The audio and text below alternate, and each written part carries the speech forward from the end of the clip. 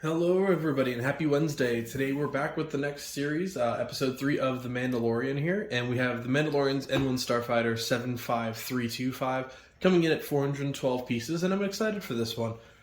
Pretty cool design overall. I don't actually have the original N-1 Starfighter from the Naboo line, any of them actually, so I do want to kind of get one of those, maybe compare it to this down the road. But overall, pretty cool set. Everyone is extremely excited in that season when the N-1 Starfighter was unveiled to replace the Razor Crest, which, minor spoiler alert, if you haven't seen that, sorry about that. But we are a few seasons in now, so apologies. But yeah, I'm really excited to build this. Now, biggest complaint right off the bat, LEGO, print us a Darksaber. Don't just put a black lightsaber blade in a standard hilt and call it a Darksaber. Just print one. It would be really cool. You see a lot of custom ones of them out there, so it's definitely possible. We comes with 4 minifigures here. Well, I should say 3 if you want to count Grogu and the BD droid as half. But you also have Pelimoto, which is just kind of tossed in this set because she did design it, but there's nothing really for her in this set in terms of like a workstation or anything. So that is unfortunate. I wish they would have given her at least like a workbench or like a little surface area, just something to make it her own. But we don't design them. We just review them and build them. So, without further ado, let's get started, everybody.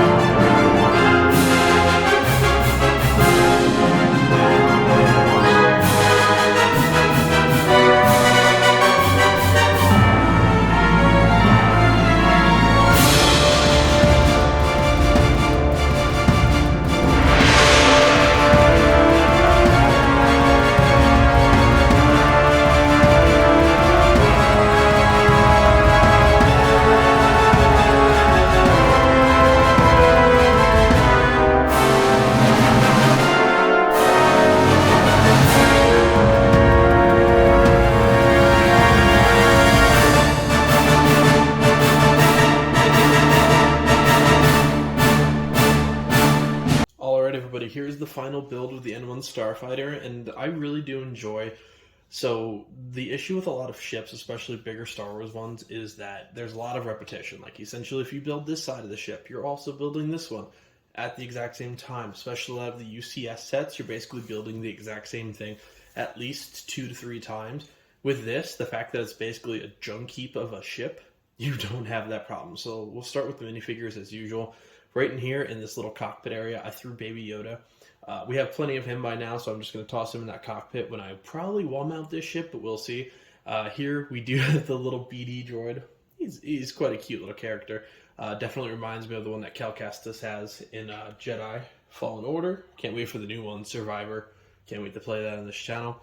Then we do have his mechanic. The best thing about this minifigure, I will say, it comes with a tool belt, which is, I actually did miss it on the build, so I threw it in there after the fact, and it comes with a spare one, so I'm going to throw that in a foreman in the construction zone of my city. And then we have Mando. Now, Mando's not exactly special by any means. I think I've built him alone 4 times in this channel, but what's special here, he has a face print, which is pretty awesome. I said earlier in the video, I really wish they would just print a Darksaber. I know that's one of the biggest complaints about any Mandalorian set. Like, we've come far enough. I know for my Mandalore display, for my Pre Vizsla, I did order a custom Darksaber for him, just because I wanted something a little bit different. Now, the actual ship, I really do like this. You do have the cockpit area here for Mando, and then of course the little baby on board area. It will not fall out. There is a little rest here, like a 1x1 brick, so he will stay in there pretty nicely. The tail gives me some serious nostalgia for one main reason. If you built the Crystal King from Power Miners, better part of a decade ago, I want to say. Yeah, definitely over a decade ago, if my memory serves correct. This is the piece for the spikes on him, so I definitely do appreciate that. But the tail's pretty cool. Gives the ship a nice length, especially for the price range. At first, I thought it's just an alright ship, but after building it and actually seeing it in person, it is big enough to justify it. The engines, like I said, are both similar but different. There's a couple panels and stuff missing, and everything's just a little bit off, which I really, really do like. The actual base of the ship is pretty cool. I do like the actual cannons up front. Right here is the firing mechanism, so yeah, that's not obnoxious at all, but it is pretty cool. They hit it well with some like binoculars and a small tile piece, so I do like that. The underside of the ship, pretty clean. It's definitely going to be nice to wall mount. So yeah, I definitely do like the ship overall. The engine piece, as I just broke off for the 19th time, is a little fragile, so just be careful with that. But yeah, it is a really cool ship. I really do enjoy it. My goal is, I think I'm going to wall mount it by the bottom piece, and yeah, right there. It is a little bit delicate. I do want to work that in a little bit better, but we'll see. If I can wall mount it without breaking it, I'm probably going to leave it alone because that's too much effort. Yeah, I do like this ship. It's really nice overall. I've been meaning to get myself an N-1 Starfighter, the classic yellow, for a while now, so hopefully I can grab one of those and actually compare it in a video one of these days. If you've watched my... Actually, I believe that video will come out after this, because scheduling is not my strong suit. I just bought the Daily Bugle among about 5 other sets, so depending on how that goes, it's going to take up a lot of my time, and it just took up a lot of my resources. So, yeah, we have a lot of projects still to go. We have the Commander Cody helmet still to build. We have the X-Wing Starfighter. We have Mandalorian Starfighter. I have the Daily Bugle, which will take me quite literally weeks with my work schedule. I believe I work 6 days straight this week, so hello, Arthur. And Arthur is once again joining us. So, yeah, we have a lot of projects incoming. I'm also custom building the Battle of Umbra, so I'm going to try and do some of that on screen, but we'll see.